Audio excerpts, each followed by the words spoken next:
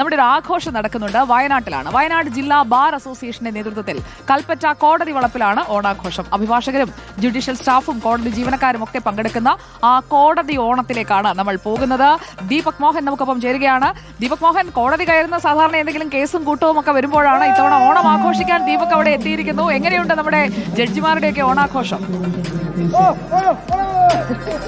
Very good evening Suja Parvathi. തിരക്കുകൾക്കിടയിലും ആ തിരക്കുകളൊക്കെ മാറ്റിവെച്ച അഭിഭാഷകരും ഒപ്പം കൽപ്പറ്റ ഈ കോടതിയിലെ ജീവനക്കാരും ഒക്കെ ഇന്ന് ഇവിടെ ഓണം ആഘോഷിക്കുകയാണ്. അതിൻ്റെ ദൃശ്യങ്ങളിലേക്ക് ആദ്യം നമുക്ക് പോകാം. ഈ ഭാഗത്തൊക്കെ തന്നെ കാണാം.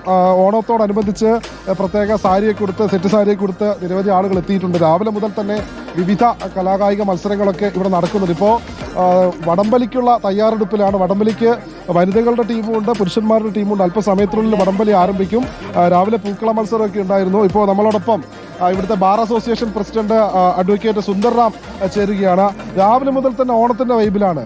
അതെ, ആദ്യമായിട്ട് എല്ലാവർക്കും ഓണാശംസകൾ.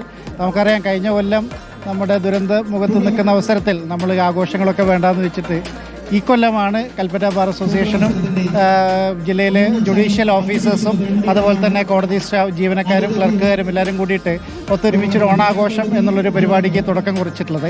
അതിൻ്റെ ഭാഗമായിട്ട് ഇന്ന് നടക്കുന്ന മത്സരങ്ങളാണ് നമ്മളിവിടെ കണ്ടുകൊണ്ടിരിക്കുന്നത്. മാത്രമല്ല, ഇത്തവണത്തെ ഓണത്തിൻ്റെ പ്രത്യേകത എന്നുള്ളത് നേരത്തെ പറഞ്ഞ പോലെ തന്നെ കഴിഞ്ഞ കൊല്ലം നമുക്ക് എല്ലാ പരിപാടികളും വയനാട് ജില്ലയിലെ കുറച്ച് മാറ്റി വെക്കേണ്ടതായിട്ട് വന്നു. അപ്പോൾ അതുകൊണ്ട് തന്നെ കൂടുതൽ നമ്മുടെ ഇന്നത്തെ ഒരു കാലത്ത് കൂടുതൽ സാഹോദര്യവും എല്ലാവരും ഒരുമിച്ച് ഒത്തുകൂടലും വളരെ കുറഞ്ഞു വരുന്ന ഒരു സന്ദർഭത്തിൽ ഇത്തരത്തിലുള്ള ഒരു ആഘോഷവുമായിട്ട് കൽപ്പറ്റ ബാർ അസോസിയേഷനും കോടതി ഒട്ടാകെ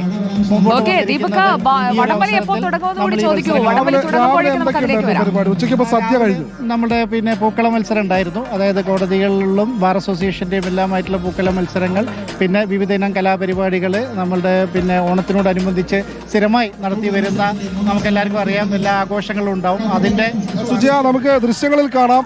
പരിപാടി ആവേശത്തിലേക്ക് എത്തിക്കഴിഞ്ഞു. ഇവിടെ അഭിഭാഷകരായിട്ടുള്ള നിരവധി ആളുകളുണ്ട്, ഒപ്പം ജഡ്ജിമാരുണ്ട്, കോടതിയുടെ സ്റ്റാഫുകളുണ്ട്. വടംവലി മത്സരം ആരംഭിച്ചു കഴിഞ്ഞു. രാവിലെ ഇപ്പോൾ ഗംഭീര പരിപാടികളായിരുന്നു. സദ്യയുടെ ആലസ്യത്തിൽ തന്നെയാണല്ലേ? സദ്യ നാളെയാണ് വെച്ചിട്ടുള്ളത്. ഞങ്ങൾ രാവിലെ പൂക്കള മത്സരം കഴിഞ്ഞു. അത് ഇപ്പോൾ വടംവലി മത്സരം, അതിൻ്റെ ഇടയിൽ കൂടെ ഒരു കൈക്കുട്ടികൾ മത്സരം ഉണ്ടായിരുന്നു. കൈക്കുട്ടി മത്സരമെല്ലാം ഉണ്ടായിരുന്നു.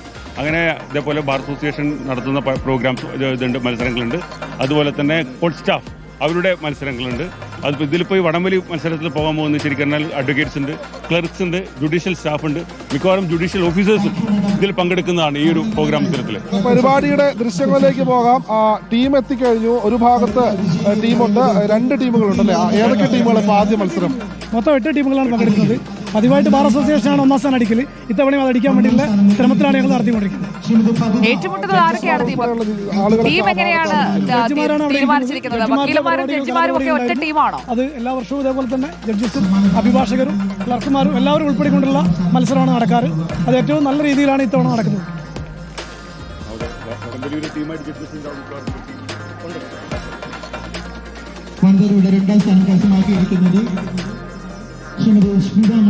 വടംവലിക്കാൻ അവിടെ എന്തായാലും നമ്മുടെ അഭിഭാഷകരും ജഡ്ജിമാരും ഒക്കെ തയ്യാറാവുകയാണ്. ഒപ്പം കോർട്ട് സ്റ്റാഫും എല്ലാവരും ഉണ്ട്.